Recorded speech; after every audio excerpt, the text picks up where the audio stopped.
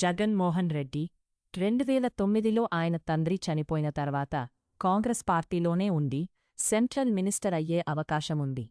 కాని ఆయనకు ఒక్కటే టార్గెట్ సీఎం కావడం. అదే నమ్మి బయటకు వచ్చారు. జైలుకి వెళ్లారు, ఫైట్ చేశారు.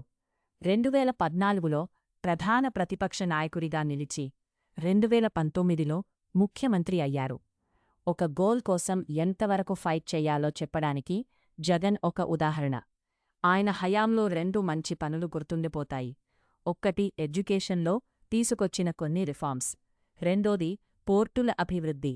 ఆంధ్రప్రదేశ్ సముద్ర తీరాన్ని ఉపయోగించుకొని పోర్టుల క్లస్టర్ ఏర్పాటు చెయ్యాలని ప్రయత్నించారు. ఆ పోర్టుల పూర్తి ప్రయోజనం మాత్రం ఆయన హయాంలో కనిపించలేదు. కాని ఆయన మిస్ అయినది ఒక్కటే అడ్మినిస్ట్రేషన్.